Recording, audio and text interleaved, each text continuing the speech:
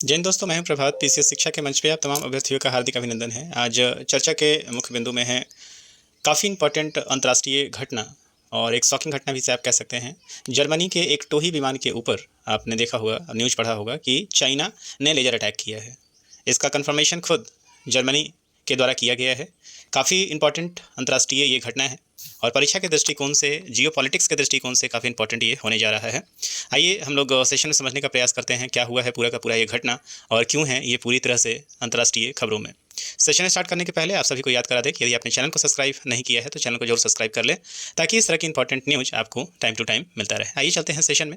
यहाँ पे रेफरेंस मैं ले रहा हूँ दैनिक जागरण का ये न्यूज़पेपर है और ये रेफरेंस मैं ले रहा हूँ 8 जुलाई में अंतर्राष्ट्रीय सेक्शन में आप देखेंगे दैनिक जागरण ने इस खबर को प्रकाशित किया है। तो 8 जुलाई का ये न्यूज़पेपर का प्रकाशन है। इसका मतलब ये पूरा का पूरा जो घटना है वो 7 जुलाई का है, जिसको अंतर्राष्ट्रीय स्तर पर लगभग सभी प्रिंट मीडिया और आप देखेंगे कि इलेक्ट्रॉनिक मीडिया ने प्रकाशित किया है। पूरा क्या है तो आप देखें कि चीनी युद्धपोत ने जर्मनी के विमान पर लेजर से किया है हमला, राजदूत को तलब किया गया। पूरा न्यूज़ क्या है आइए देखते हैं। तो लाल सागर में चीनी युद्धपोत द्वारा जर्मनी के विमान पर लेजर से हमला किया गया जाने के मद्देनज़र कड़ी आपत्ति जताते हुए जर्मन विदेश विभाग ने मंगलवार को चीनी राजदूत को तलब किया है। जर्मनी का निगरानी विमान यूरोपीय संघ के मिशन स्पाइट्स का हिस्सा था। इस बात को याद रखेंगे, स्पाइट्स का हिस्सा था। इसका उद्देश्य यमन में स्थित हाउती विद्रोहियों के हमलों से नागरिक जहाज़ों की बेहतर तरीके से रक्षा करना है। पहले इस चीज़ को समझने का प्रयास करते हैं। आप यहाँ मैप में देख सकते हैं, ये यहाँ पे रेड सी है, यहाँ पे आप देख सकते हैं सऊदी अरब को, ये वाला हिस्सा जो है वो यमन का हिस्सा है।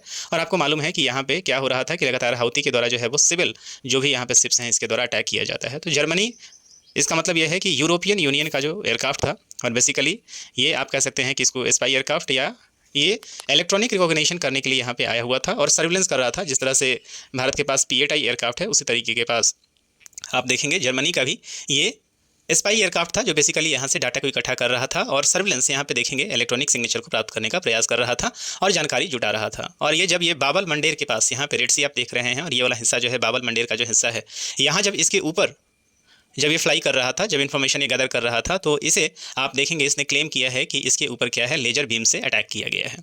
और बीम से अटैक किया गया है तो ये बीम जो अटैक था, इस तरह का अटैक था। ये कैप्टन जो है, जो पायलट हैं इस एयरक्राफ्ट के, वो काफ़ी डिस्टर्ब हो चुके थे, काफ़ी पैनिक में हो चुके थे, उन्हें कुछ वहाँ पे दिख नहीं रहा था। बट एनी हाउ किसी तरीके से उन्होंने अपने एयरक्राफ्ट को जिबूती के पास जाके लैंड करा दिया है। इस बात को भी आप याद रखेंगे। अंततः एयरक्राफ्ट जो है कहाँ पे, जिबूती में आके सेफली लैंड हुआ है। और उसके बाद जर्मनी ने इसे ऑफिशियली चाइना को क्लेम किया है कि चाइना ने, अब आप देखें कि ये पूरा का पूरा हिस्सा जो है, ये पूरा जो है वो इंडियन ओशन का ये हिस्सा है और इस इंडियन ओशन में चाइनीज एयरक्राफ्ट के द्वारा हमला करना, ये अपने आप में एक बहुत बड़ी बात है। तो जर्मन रक्षा मंत्रालय ने कहा है कि इस महीने की शुरुआत में एक चीनी युद्धपोत द्वारा बिना किसी कारण या पूर्व सूचना के इस विमान पर लेजर से हमला किया गया है। मंत्रालय के प्रवक्ता ने कहा है कि लेजर का उपयोग करके चीनी युद्धपोत ने लोगों और विमान को खतरे में डालने का जोखिम स्वीकार किया है। उन्होंने कहा है कि एहतियात के तौर पर विमान का मिशन तत्काल रद्द कर दिया गया है।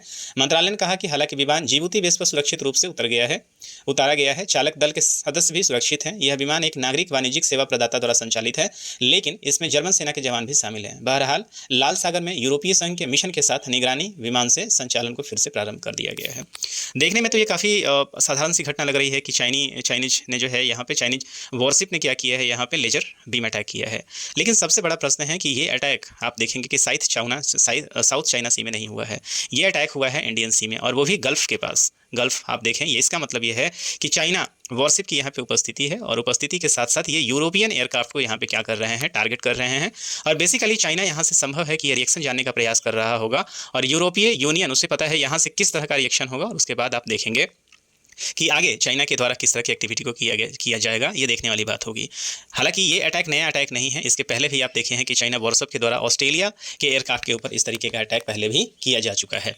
तो अंतर्राष्ट्रीय स्तर पर इस बात को समझा जा सकता है कि अब चाइना साउथ चाइना सी को छोड़कर, मतलब उससे अब आगे बढ़ के पूरा का पूरा इंडियन ओशन अब यहाँ पे क्लेम कर रहा है और यूरोपीय यूनियन के किसी भी एयरक्राफ्ट को आप देख रहे हैं यहाँ पे फ्लाई करने पे, ये अटैक करने का यहाँ पे प्रयास कर रहा है। अब देखना यहाँ पे ये होगा कि यूएसए का यहाँ पे किस तरह का रिएक्शन आता है। यूरोपीय यूनियन, जर्मनी ने यहाँ पे ट्वीट तो कर दिया है, क्या जर्मनी इसके ऊपर कोई एक्शन लेता है, ये देखने वाली बात होगी। और यदि यहाँ पे सारे के सारे देश चुप रहते हैं, इसका मतलब ये है कि चाइनीज वॉरशिप अब कुल मिला के इंडियन ओशन में अब बड़े स्तर पर इंटर करना शुरू कर जाएंगे। ये बस एक शुरुआत था और यहाँ से आप देखेंगे कई सारी घटनाएँ भी आपको देखने को मिलेगा। तो ये पूरा का पूरा सेशन है। इस पूरे घटना के मद्देनज़र कोई भी अपडेट आगे की तरफ आता है तो निश्चित रूप से इसे हम अगले वीडियो में डिस्कस करेंगे, क्योंकि ये काफ़ी इंपॉर्टेंट जियो पॉलिटिक्स का हिस्सा है। तो इस सेशन में इतना ही, मिलेंगे आपसे हम अगले सेशन में कुछ नए अपडेट के साथ। तब तक मुझे दीजिए विदा। साइनिंग ऑफ, दिस इज प्रभात। जय हिंद।